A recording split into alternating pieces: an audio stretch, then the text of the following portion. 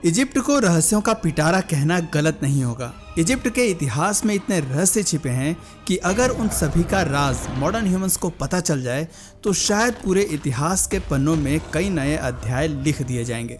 The great pyramid of Giza को architecture और engineering का मास्टरपीस माना जाता है। इन पिरामिड्स को क्यों बनाया गया था ये भी अभी तक क्लियर नहीं हो पाया है। कुछ स्कॉलर्स का कहना है कि इन पिरामिड्स का यूज वाटर इरिगेशन के लिए किया जाता था, तो कुछ का कहना है कि इन पिरामिड से इलेक्ट्रिसिटी जनरेट की जाती थी। सिर्फ कब्र बनाने के लिए इतना पैसा और मैन पावर कोई क्यों खर्च करेगा। इन पिरामिड्स को बनाने के लिए जिन स्टोन्स का यूज किया गया है वो भी अपने आप में कई दिलचस्प कहानियां बयां करता है। यहाँ पर मौजूद बेसल्ट स्टोन्स पर ऐसे निशान हैं जिनसे पता चलता है कि इन्हें बनाने के लिए मॉडर्न एंड एडवांस टेक्नोलॉजी का यूज किया गया था। इन पत्थरों पर वर्टिकल मशीन के मार्क्स हैं, कुछ सर्कुलर मार्क्स भी इन पर बने हुए हैं। इसके अलावा कटिंग मार्क्स भी इन पत्थरों पर बने हुए हैं। इन मार्क्स को देखकर कोई नहीं कह सकता कि ये साधारण छेनी और हथौड़ी के निशान है, बल्कि ये तो हाईली एडवांस मशीनरी के साइन नजर आते हैं।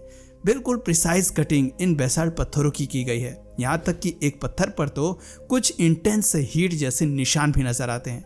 दोस्तों, इन पत्थरों को जिस तरह से एक के साथ एक फिट किया गया है वो भी काबिले तारीफ है। सभी पत्थर एक दूसरे के साथ एक्सट्रीमली फिटेड नजर आते हैं। इनके अंदर एक बाल या फिर ब्लेड भी इंटर नहीं हो सकता। इजिप्ट के 3 ग्रेट पिरामिड्स को एग्जैक्टली ओरियन बेल्ट के साथ अलाइन करके बनाया गया है। लास्ट टाइम ओरियन बेल्ट करीब 10,450 साल पहले अलाइन हुए थे।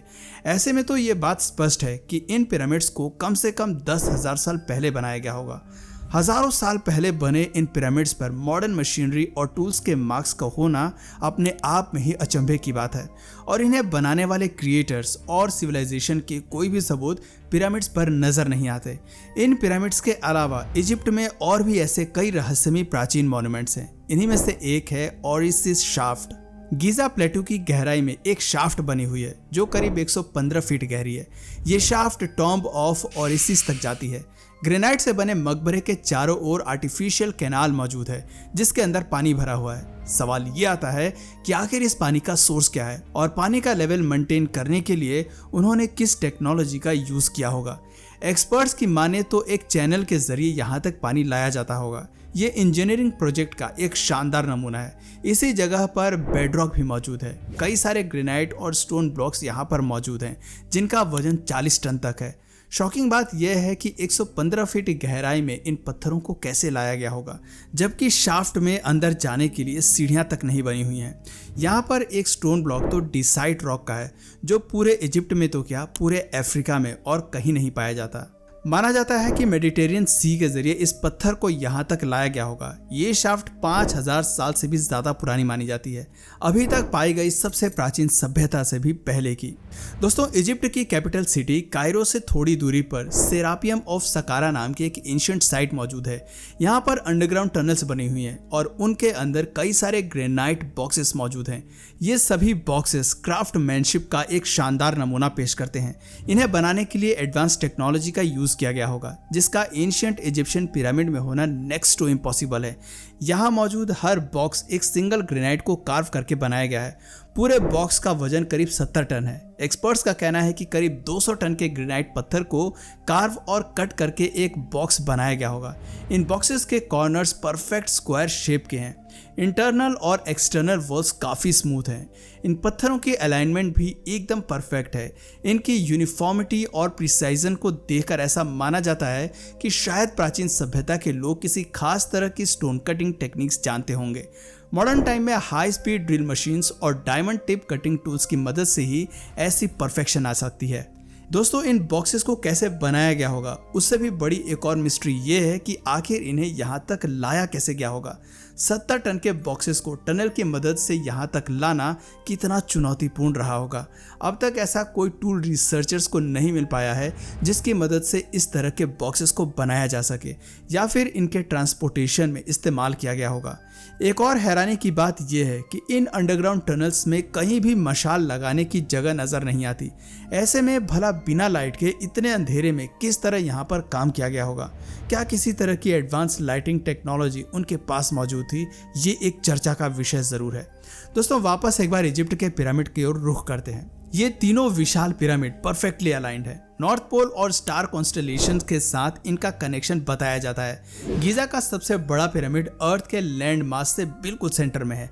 ये पिरामिड्स एस्ट्रोनॉमी और जियोमेट्रिकल यूनिट्स को ध्यान में रखकर बनाए गए हैं। इन पिरामिड्स के अंदर एक और बड़ा रहस्य छिपा हुआ है। असल में इनके अंदर एकॉस्टिक क्वालिटीज हैं। खास तौर पर किंग्स चैम्बर के अंदर ये क्वालिटी सबसे ज्यादा देखने को मिलती है। ग्रेनाइट से बने इस चैम्बर में आवाज एक रहस्यमय तरीके से गूंजती है। एक पावरफुल एकॉस्टिक इफेक्ट यहाँ पर महसूस किया जा सकता है।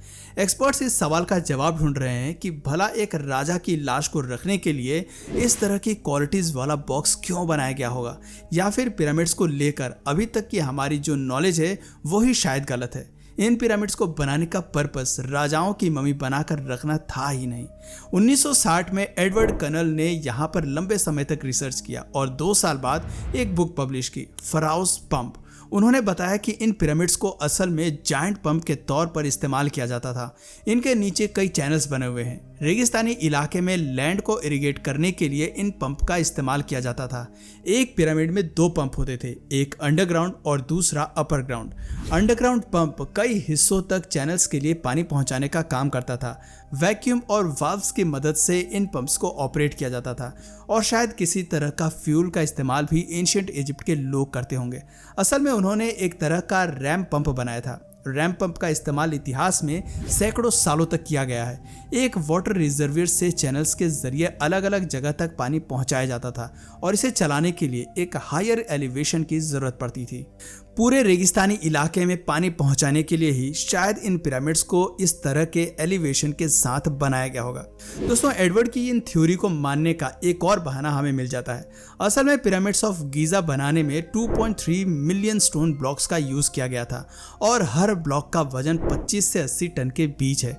अगर हर घंटे 12 स्टोन ब्लॉक्स को ट्रांसपोर्ट, कट और कार्व किया गया होगा और मजदूरों ने 24 घंटे हफ्ते के 7 दिन काम किया होगा, तो एक पिरामिड बनाने में करीब 20 सालों का वक्त लगेगा। आज के समय में इस तरह का पिरामिड बनाने में करीब $5 बिलियन का खर्च आएगा। ऐसे में सवाल ये आता है कि क्या सिर्फ मम्मी को सुरक्षित रखने के लिए इतना पैसा, समय और मैन पावर का इस्तेमाल किया गया होगा। फराओ के राजा अमीर होते थे, इसमें कोई शक नहीं, लेकिन इस तरह की नासमझी वो करते होंगे ये मानना थोड़ा मुश्किल है। अगर कोई इतनी विशाल चीज बना रहा है तो वो यकीनन इन इन्वेस्टमेंट से रिटर्न की उम्मीद जरूर करेगा। ऐसे में वाटर पंप और इरिगेशन फैसिलिटीज डेवलप करने की बात काफी हद तक समझ में आती है। आर्कियोलॉजिकल एक्सपर्ट्स का मानना है कि शायद ये एक अनफिनिश्ड पिरामिड होगा, लेकिन एडवर्ड की थ्योरी के मुताबिक इस साइट का इस्तेमाल पानी स्टोर करने के लिए किया जाता था। एक बार मिस्र के इस इलाके में जोरदार बारिश देखने को मिली थी। जावेद अल आर्यन के अंदर 10 फीट तक पानी भर गया, लेकिन कुछ ही देर में पानी का लेवल बहुत कम हो गया। एक्सपर्ट्स के मुताबिक अंडरग्राउंड चैम्बर्स और चैनल्स में पानी पहुंच गया होगा। इस साइट पर ज़्यादा डीप रिसर्च नहीं हो पाई क्योंकि यहाँ पर एक मिलिट्री बेस बना दिया गया है और किसी भी आम इंसान को यहाँ जाने की अनुमति नहीं है। दोस्तों, मिस्र के इन रहस्यमय पिरामिड्स को लेकर एक और थ्योरी फेमस है। कहा जाता है कि प्राचीन समय में इनका इस्तेमाल इलेक्ट्रिक जनरेटर की तरह किया जाता था। 1998 में क्रिस्टोफर डन ने एक बुक पब्लिश की थी, द गीजा पावर प्लांट, जिसमें उन्होंने एक्सप्लेन किया था कि ये पिरामिड्स अर्थ की सेस्मिक एनर्जी को एब्जॉर्व कर उसे इलेक्ट्रिकल एनर्जी में कन्वर्ट करने का काम करते थे। इन पिरामिड्स के टॉप पॉइंट पर गोल्ड की प्लेट लगी होती थी और ये भी एनर्जी कैप्चर करने का काम करती थी। निकोला टेस्ला ने अपनी लाइफ का एक बड़ा समय नेचुरल जनरेटर बनाने में बिता दिया।